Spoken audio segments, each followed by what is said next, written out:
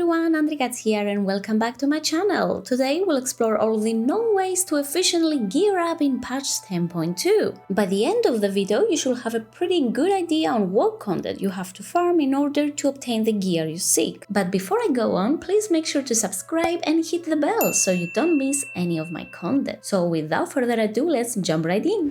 Dragonflight Season 3 comes along with an increase in item level rewards from all across the board. The transition to this season has a bigger item level gap of 39 item levels compared to the usual 26, so inevitably you will want to have a decent gear before you try out some of the highest mythic plus and rating. Similarly, with the previous Dragonflight seasons, we have different gear tracks to go after and each track limits how high you can upgrade a certain item. So let's go ahead and have a look at each gear type and see how you can obtain it. Explorer is the lowest track, starting from 415 and goes up to 437.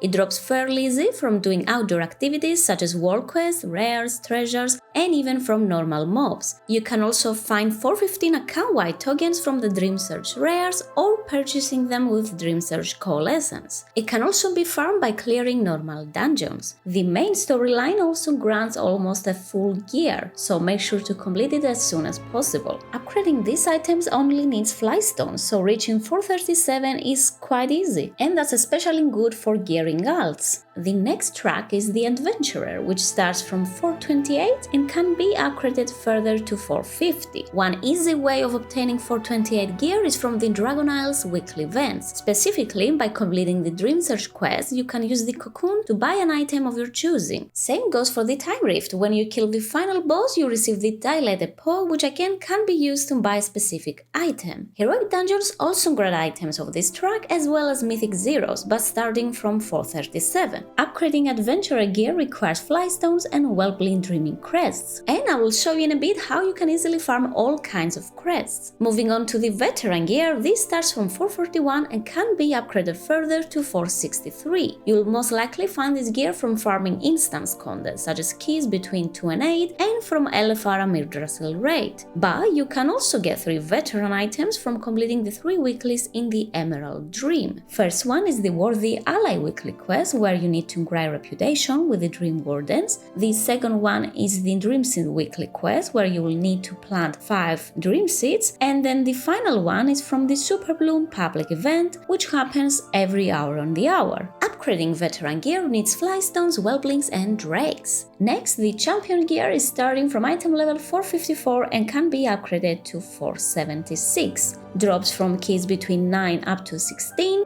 and from normal raid. The War Boss found in the Emerald Dream can also drop champion items. To upgrade it further, you need Flightstones, Drakes and Worms. Next is the hero item, starting from 467 and going up to 483. Upgrading them requires Flightstones, Drakes and Worms, and compared to last season they have one additional upgrade path. Hero gear drops from keys plus 17 and above and also from heroic raid bosses. Myth track gear is the final upgradable gear from 480 to 489 item level. It drops mainly from Mythic Raid and from the Great Vault when you complete at least 18 keys or higher. As you can see, it also has one additional item level upgrade in this season. As we already went over, upgrading is essential to achieve those high item levels, and to do that you need Flightstones and Dreaming Crests. Flightstones are easily obtained by almost every activity that you do in the endgame, be that indoors or outdoors. Dreaming Crests, on the other hand, are much harder to obtain, and they do also come in 4 types. The higher the crest quality, the more difficult the content you have to grind in order to obtain it, and they do also have a weekly limit. More on that in a bit. Firstly, let's see how to farm them. The lowest quality is the Wellblink, and it comes from LFR raid bosses, Mythic Plus dungeons up to 5, world quests, treasures and other activities in the Emerald Dream. Next, the Drakes comes from normal raid bosses, Mythic keys between 6 and 10 and weekly events in the Emerald Dream. A great way of farming them is from the Dream Seeds as well. Worms, on the other hand, drops from heroic raid and keys between 11 and 15.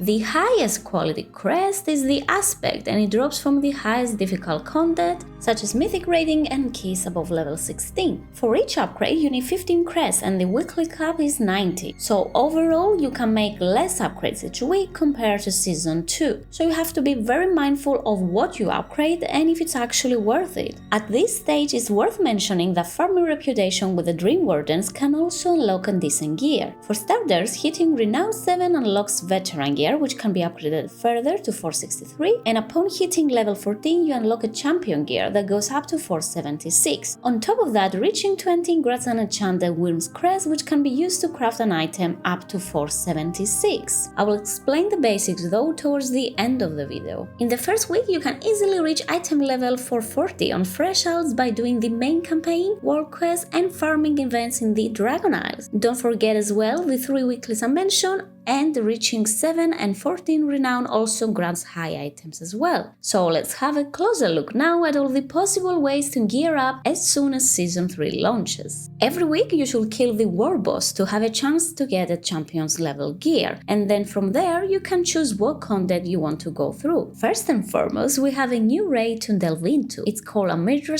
the Dream's Hope. All the raid difficulties will be available from the start, including the first wing of LFR2. From there, the second one will unlock the following week and so forth, concluding on December 12th. The raid has 9 new bosses to go through, with the final big baddie being Firak. The raid in general has some very powerful loot tied to it, and the bosses drop progressively better loot even in the same difficulty. LFR bosses drop items starting from 441 leading up to 450, and in the same trend of previous Dragonflight raids, they do also drop some very rare items with special effects. Firak also drops 3 very powerful trinkets for each primary role, and as the raid difficulty increases you'll see they go up to some crazy astronomical item levels. Normal raid drops include items between 454 up to 463, and the rare trinkets drop at 470. Heroic drops 467 item level up to 476, and the rare trinkets drop at 483. And then the mythic drops items from 480 up to 489, and that's actually the highest they can go on the myth track. Firak's trinkets go up to 496, which is the highest item level currently available for Season 3. If you also happen to be a warrior, paladin or a death knight, well, lucky you. In this patch you can also obtain the legendary weapon wielded by Firak himself. This legendary two-handed axe known as Firalath, the Dream Raider, is a rare drop from the final raid boss for the eligible classes I mentioned. We don't have any more info on how to obtain it, if it's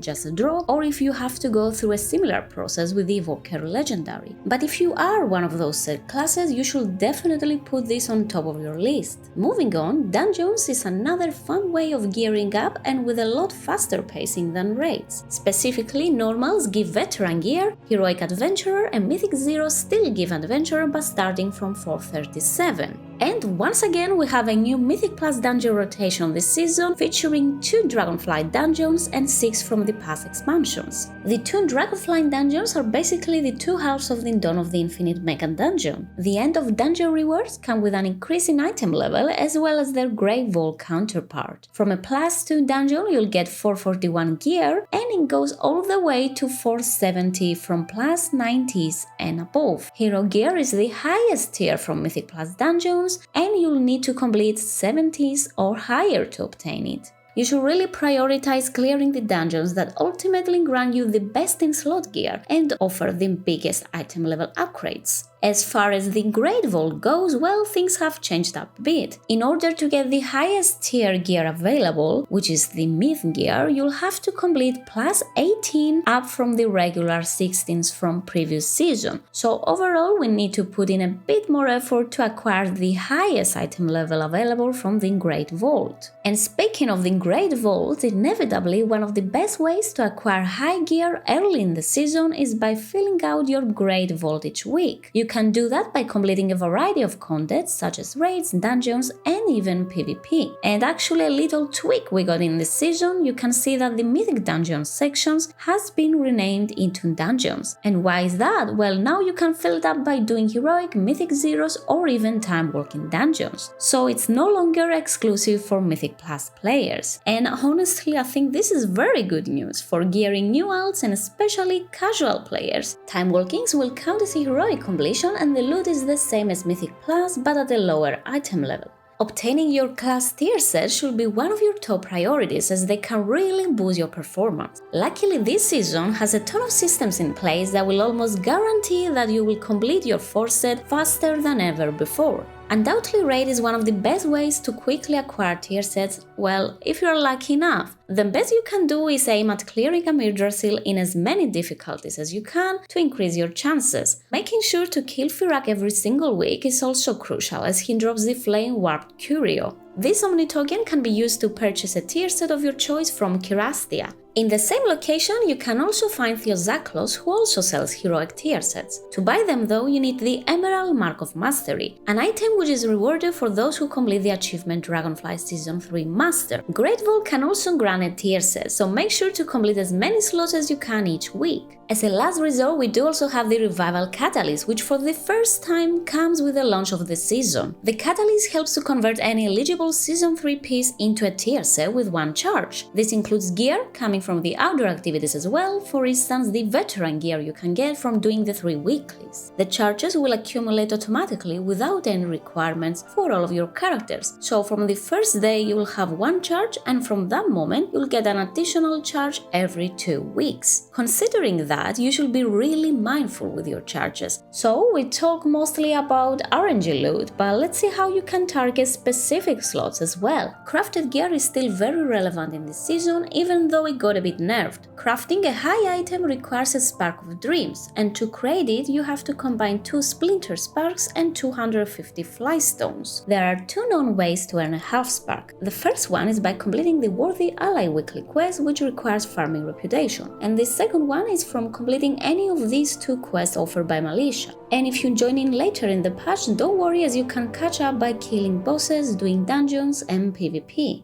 As a rule of thumb, it takes 2 weeks to obtain a spark, since weekly you get only 1 half spark. But only for the first week of the patch you can earn 2 half sparks by completing the quest Dream Unify. So from the very first week you can have a Spark of Dreams and use it to craft a high-end gear. You can order a piece via the crafting system by providing the necessary reagents. If you only put the spark, then the piece will be 450 to 463 depending on the crafter skills, but you can increase its power further by providing enchanted dreaming crest, and as a matter of fact you should always do that. If you are an enchanter yourself, you can craft them, or you can order them via the crafting system. In any case, you will have to provide the same time of nascent crest though, and these can be bought here in Valdragon. So for example, to buy the aspect one you need to time 5 keys of at least level 16 or higher. Don't forget that you can also provide optional reagents such as embellishments, preferred stats to increase the item's value. 10.2 offers so many ways to gear up, whether you are a casual or a high-end player, and it's honestly up to you and what goals you set. And that's pretty much all guys, I wish you a happy gearing. As always, thank you so much for watching my content and drop a like if you have found this video helpful. Make sure to subscribe and ring the bell if you like to see more of my content. You can also find me over on Twitch at twitch.tv/AndrikatsGames, where I'm mostly streaming World of Warcraft. Good luck with whatever you are doing, and I will see you all on the next one. Bye!